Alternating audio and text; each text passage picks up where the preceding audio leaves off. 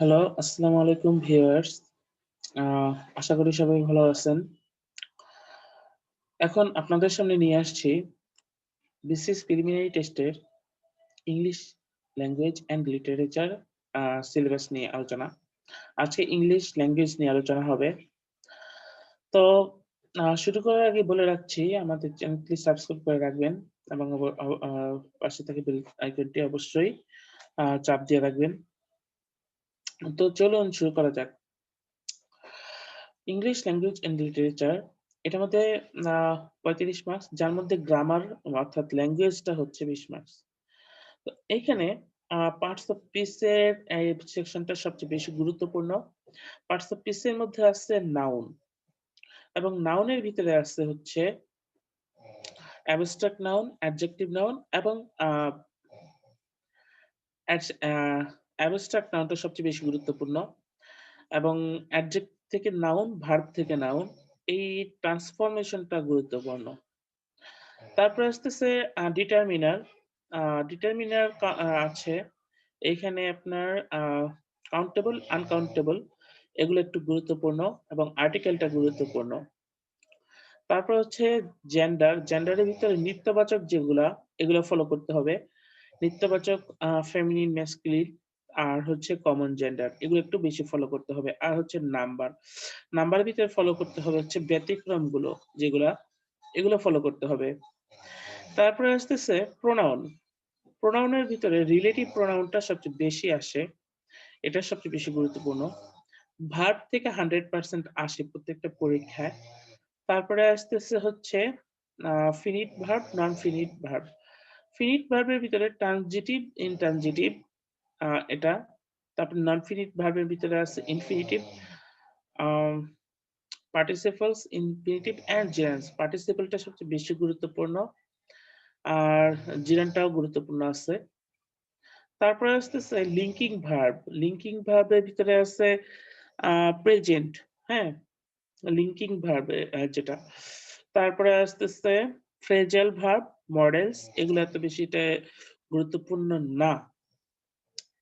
তারপরে আসতেছে adjectives, adjectives, adverbs, adverb এর ভিতরে টাইম, ডিগ্রি আর এগুলো একটু বেশি ফলো করতে হয়। আর পজিশনটা একটু বেশি ফলো করতে হয়। এই হচ্ছে।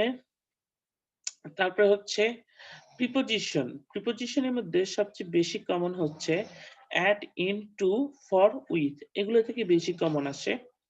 তারপরে আসতেছে কনজাংশন। কনজাংশন এর ভিতরে হচ্ছে রিজন এবং কন্ডিশন। এই ২ টা বেশি গুরুত্বপূর্ণ। এই হচ্ছে পার্টস অফ স্পিচ। তারপরে আসতেছে আ ফ্রেজ অ্যান্ড ইডিয়মস এর মধ্যে। ফ্রেজ অ্যান্ড ইডিয়মস এর মধ্যে আম আইডেন্টিফাইং ফ্রেজ যেগুলা, এগুলা সবচেয়ে বেশি গুরুত্বপূর্ণ। Identifying phrase, noun phrase, adjective phrase, adverbial phrase এগুলা থেকে বেশি কমন আসে। তারপরে আসতেছে ক্লোজে। ক্লোজের ভিতরে নন ক্লোজ, নাউন ক্লোজটা বেশি গুরুত্বপূর্ণ। নাউন ক্লোজ, অ্যাডজেক্টিভ ক্লোজ আর অ্যাডভার্বিয়াল ক্লোজ অর্থাৎ সাবঅর্ডিনেট ক্লোজটা ক্লোজের সেকশনটা সবচেয়ে বেশি গুরুত্বপূর্ণ। এখন আসা যাক কারেকশন এর ভিতরে। কারেকশন এর ভিতরে টেন্স থেকে প্রশ্ন আসে। তারপরে আসতেছে সাবজেক্ট ভার্ব এগ্রিমেন্ট এটা থেকেও প্রশ্ন আসে। আর ট্রান্সফরমেশন থেকে একটা নাম্বার মাস্ট। সিম্পল না, কমপ্লেক্স এবং কম্পাউন্ড থেকে আসে। তারপর আসতেছে ভয়েস থেকে একটা মাস্ট। আর সাথে রাখা উচিত ন্যারেশন। যদিও এখানে ন্যারেশন এর কথা উল্লেখ করে নেই। আর যদি ন্যারেশন আপনার কঠিন মনে হয় এটা বাদ দিতে পারেন। এই হচ্ছে উম সেন্টেন্স অ্যান্ড ট্রান্সফরমেশন এর বিষয়টা। তারপর আসতেছে ওয়ার্ডস অর্থাৎ ভোকাবুলারি। ভোকাবুলারির ভিতরে মিনিংস, সিনোনিম, অ্যান্টোনিম এই ৩ টা থেকে ২ টা আসে। স্পেলিং থেকে একটা আসে। তো সিনোনিম, অ্যান্টোনিম এটা আপনি ইচ্ছা করলে যদি মানে কঠিন মনে হয় বাদ দিতে পারেন। স্পেলিংস টা মাস্ট একটা পড়তেই হয়।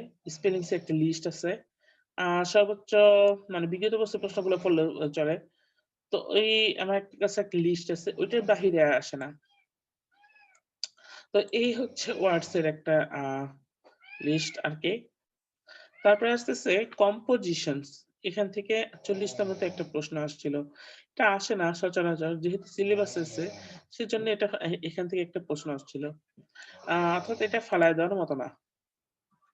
তো এই হচ্ছে ইংলিশ ল্যাঙ্গুয়েজের একটা সিলেবাস। আ তো এখানে ইংলিশ ল্যাঙ্গুয়েজের বিষয়টা একটু ভালোভাবে বললাম। তো কেমন লাগলো কমেন্টসে জানাবেন। আর কোনো কিছু জিজ্ঞেস থাকলে অবশ্যই আ কমেন্টে বলবেন। আর অবশ্যই ভিডিওটি লাইক, কমেন্ট, শেয়ার করে রাখবেন। তো আজকে এ পর্যন্তই। আগামী দিনে লেকচারের ভিতরে আলোচনা হবে লিটারেচার অর্থাৎ ইংলিশ লিটারেচার নিয়ে আলোচনা হবে। আজকে এই পর্যন্তই। ভালো থাকবেন, সুস্থ থাকবেন। আল্লাহ হাফেজ।